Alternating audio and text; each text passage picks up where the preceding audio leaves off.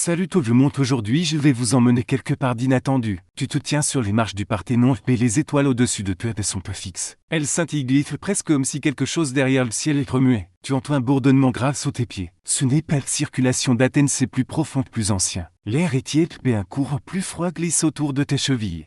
Comme un souffle venu d'en bas, une lueur bleue surgit par une fissure entre les dalles de marbre. Tu t'agenouilles, tu touches la pierre, elle est chaude. Mais attention, les fins de cette histoire. Tu ne verras peut-être plus jamais l'histoire de la même façon. Alors avant qu'on plonge dans ce récit étrange, prends un instant pour liker la vidéo et t'abonner, et seulement si les secrets antiques et V. Questions cosmiques sont ton truc. Indique aussi tes localisations et l'heure actuelle dans les commentaires, je veux savoir d'où quel monde tu regardes. Maintenant respire profondément, vis ton esprit. Et découvrons ensemble des mythes qui n'en ont peut-être jamais été. Tu te faufiles par un passage derrière une grille que les touristes ne sont pas censés franchir. Aucun guide ne mentionne cet endroit. Quelques pas te mènent une cavité sous l'acropole. L'œuvre des archéologues ont découvert des fondations bien trop profondes et trop symétriques pour correspondre au plan original du Parthénon. Sous des colonnes doriques s'effondre un étrange couloir incandescent, éclairé uniquement par la lueur ambrée vacillante de la lampe de ton téléphone. Au descendre, tu remarques les gravures sur les murs de spirales géométriques. Certaines s'entrelacent comme des plans tridimensionnels. Mais voilà que ce style ne ressemble pas à l'art hellénique. C'est trop précis. Aucun coup de ciseau. Et tous le disent environ un symbole pulse faiblement comme s'il sentait ta présence. Ce passage a été découvert lors de travaux de restauration en 1977, puis immédiatement refermé. Officiellement, film de monnaie, rien d'important. Mais selon un historien marginalisé nommé auquel il est blacklisté pour chasse aux motifs, ce couloir reproduit directement la constellation de la Lys, une échelle d'1 sur 1000. Ce n'est pas grec, c'est stellaire. Tu entres dans les premières salles. L'air sont l'ozone, les pierres broyées. Les murs s'inclinent vers l'intérieur, forment un hexagone allongé. En plein centre se trouve un disque peut-être 2 mètres de diamètre aux pierres sombres veinées d'argent. Un unique sigle en spirale se trouve au milieu de cinettes qu'il semble briller dans les roches. Tu tournes la main, hésite puis pose ta paume plat dessus. Le disque vibre. Soudain, tu vois des images, peu des souvenirs, des plans, des colonnes flottantes ou des anneaux de pierre en rotation suspendus dans l'air. Quelque chose comme un diapason fait de lumière. Et derrière tout c'est une silhouette grande vêtue de tissu miroitant, de visage flotte fractal.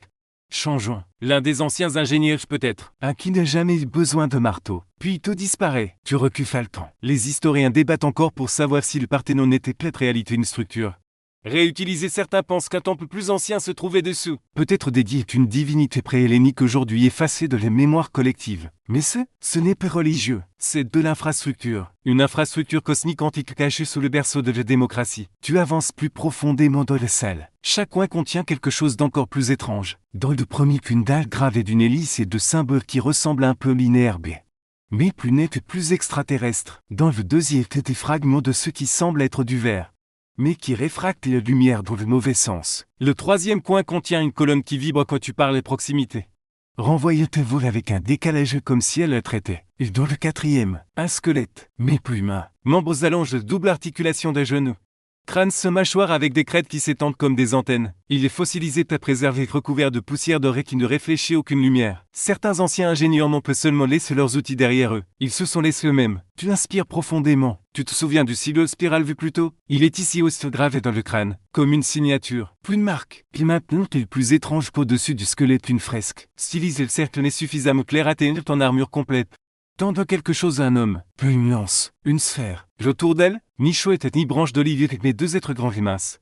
Son visage juste des halos de lumière irradiant de leur tête comme des antennes faites de lumière. Certains disent que c'est symbolique, d'autres comme Calivette pensent que c'est littéral et les dieux n'étaient pas des dieux. C'étaient les architectes. Tu t'y assis sur le sol froid et tu sens à nouveau le bourdonnement profond. Il monte le long de tes jambes, pénètre ta poitrine. Le disque derrière toi commence à luire doucement. Quelque chose est en train de se réveiller. Et tu n'as fait que gratter les surfaces. Tu ne te souviens pas t'être levé. 1 minute, tu fixes encore cette fresque atténuée et se suit radieuse et l'instant d'après. Tes pieds avancent 2 mètres attirés vers un passage au fond de la salle. Le pierre sous tes pieds réagit, tes lâches peu fissure réactive. C'est comme marcher sur un écran tactile 3000 pas avant que le mot existe. Le couloir s'enroule vers le plisse et son jointure. Il n'y a aucune trace de torche, aucune marque d'outil. Juste une légère brillance iridescente le long des parois et comme si l'ensemble avait été cool. Non sculpté. Tu passes devant d'autres glyphes, les plus étranges, tu commences à les reconnaître. Peu comme une lampe, mais comme un ressenti. Un glyphe en forme de triple hélice fait picoter tête chaque fois que tu le croises. Un autre murmure une note à ton oreille si haute si pure qu'elle te donne presque l'impression d'être saluée. Le passage débouche sur une petite alcôve. D'abord elle semble vide, mais si tu inclines légèrement la tête, l'air se déforme. Puis peu de l'ombre en face se tient une silhouette. Elle mesure au moins 2 mètres 10, mince mais majestueuse. Sa peau, son exosquelette est couvert de constellations à peine visibles et un œil unique. Lumineuse brille au centre de son front. Elle ne bouge pas, ne respire pas, n'est pas vraiment là. Mais elle n'est pas partie non plus. Tu clignes des yeux, disparu. Tu reclignes, toujours rien. Peut-être une empreinte, une sandale ni une botte. 3 griffes brûlent dans les pierres. Un piège? Un souvenir? Un repère? Peut-être le 3e fois. Tu suis. Et voilà où les choses deviennent encore plus folles. 2012. Une équipe de restauration travaille sur les rejetés et on découvre des schémas cachés dans un fragment de colonne, dessiné à l'encre d'oxyde de fer sur un mélange de papyrus et de soie.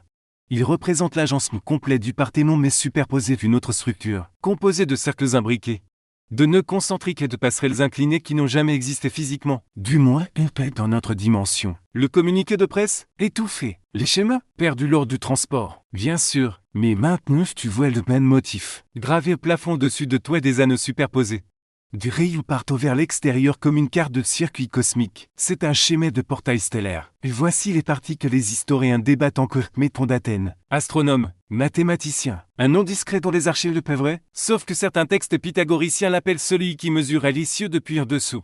Au-dessous de quoi? Personne ne dit. Mais on parle aussi du diagramme du veilleur, une carte géométrique divine qu'il aurait utilisée pour calculer le cycle lunaire solaire avec une précision déroutante. Certains rejettent cela comme du mysticisme, d'autres pensent qu'il n'est rien calculé du tout. Il était guidé. Dans une salle dans laquelle tu entres maintenant et tu trouves la réponse. Cette pièce est circulaire. Les murs s'élèvent en coupole, au centre flotte où il flotte un réseau de lignes lumineuses. Suspendu comme du diamant filé. Toutes les quelques secondes, une portion scintillante se reconfigure, se réaligne. C'est une carte stellaire entre réel mais pas du ciel actuel. Celui de la Terre d'il y a 2000. Une plateforme s'élève au-dessous. Tu montes. Aucune vibration. Aucun flash. Juste la connaissance. Les images envahissent ton esprit d'Athènes comme un nœud lumineux dans un réseau planétaire.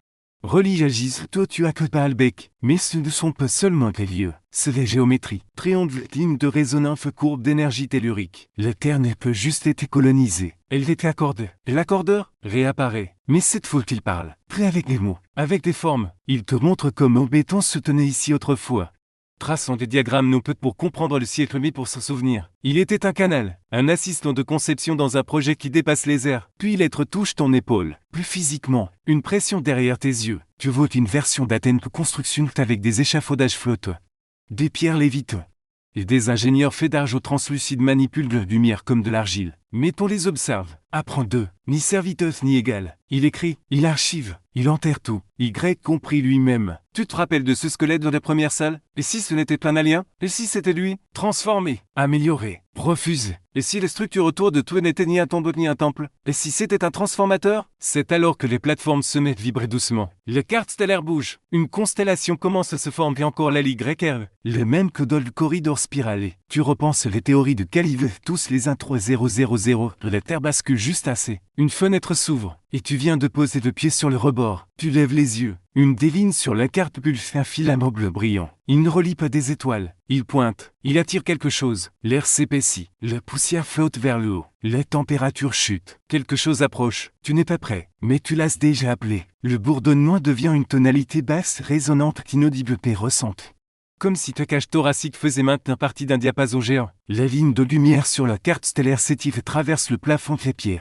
Les couches de dévite et de nuages ou de l'espace. C'est un signal, un balise, et elle vient d'être activée. Tu descends de les plateformes. L'air derrière tout fondu de quelque chose, quelqu'un suit. Une vibration dans l'air, comme une chaleur qui s'élève d'un bitume en plein été. Les silhouettes vaguement humaines n'est plus longue, plus fine. Tu les ressens plus que tu ne les vois. Peu menaçante, peu bienveillante non plus, juste présente. Puis le sol se met à bouger. Un anneau de pierre pivote au silence révèle un nouvel escalier en colimaçon pierre noire.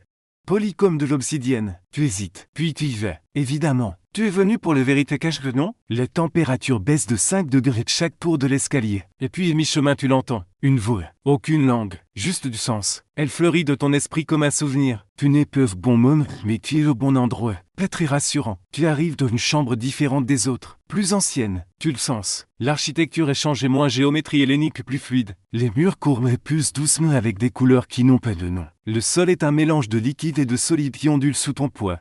comme de l'émousse à mémoire faite de lumière stellaire. Et au centre flottant à mètre du socle se trouve le portail stellaire. Ce n'est pas une porte comme dans des films, pas d'étincelles ni d'anneaux qui tournent. C'est un miroir, une verticale de mercure teinte d'ombre, entouré d'un treillis d'anneaux lumineux gravés de ces glyphes extraterrestres que tu commençais reconnaître. Certains symboles reviennent. Tu es presque sûr que l'un signifie retour, un autre d'origine. Tu sens qu'un glyphe palpite doucement. Il signifie peut-être maintenant. Et voilà, tout ça devient encore plus bizarre. Les historiens débattent depuis longtemps d'une étrange histoire du IIIe siècle av. J.C. Un parchemin retrouvé est une salle d'archives d'un temple inondé. Il y est question d'un prêtre nommé Élothéril qui, pendant une éclipse solaire, marchait entre les instants parlera avec les architectes du ciel. Beaucoup l'ont considéré comme de la poésie mystique, mais le texte mentionne aussi la vie d'un miroir noir entre les étoiles qu'un avertissement. Quand le ciel chante triangle, le seuil se rouvre. Tu lèves les yeux. La carte au-dessus de tous les verrouilles de une formation triangulaire parfaite 3 nœuds qui pulse chaque sommet. Le ciel chante triangle, c'est ouvert. Le miroir ondule. Et puis, ils arrivent. Ils ne franchissent pas la porte. Ils n'apparaissent pas. Ils émergent, comme dépliés depuis une dimension juste à côté de la nôtre. De silhouettes grandes. Leurs membres trop symétriques.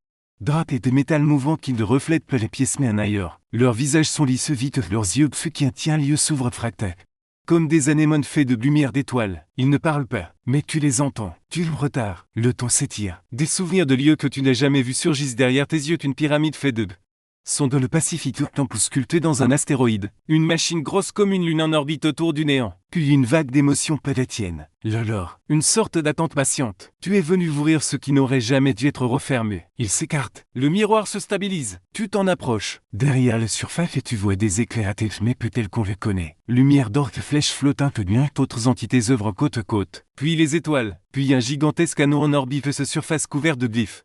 Tourne aussi lentement qu'il semble figé. Puis l'obscurité. Un choix. Tu le ressens. Tu peux revenir. Faire comme si rien de tout cela ne s'était produit. Remonte le passé, la grille effacer les images, accuse l'insolation. Ou bien, tu te les mains. Le surface du portail ondule sous tes doigts comme de l'huile sur de la glace. C'est froid. Puis brûlant. Puis plus rien du tout. Et dans cet instant, tu vois tout. Le Parthénon n'a jamais été un temple. C'était une serrure. Les mythes n'ont jamais été des mensonges. C'était des journaux de bord. Les dieux n'ont jamais été humains. C'étaient des ingénieurs, des architectes, des veilleurs. Et le portail? Il ne s'ouvre que quelqu'un choisit de voir les vérités et d'emporter le poids. Tu avances. Les êtres t'observent au silence. Peu d'approbation, peu de refus. Juste leur présence, témoin de ton choix. Tu passes les surfaces. Et derrière toi, des miroirs se referment. Ces symboles s'éteignent dans les pénombres. L'histoire t'oubliera. Mais les étoiles, non. Le silence qui suit n'est pas silencieux. Il est immense. Que tu traverses, quelque chose a changé. Sous te peau, dans les os d'Athènes, dans le rythme orbital des étoiles au-dessus du mont Pentélique. Une boucle ancienne vient d'être relancée. Peu bouclée, juste relancée. Imagine le Parthénon aujourd'hui éclairé par les projecteurs touristiques mitraillés de photos. Les sandales traînant sur une pierre posée par des êtres qui mesuraient les planètes comme des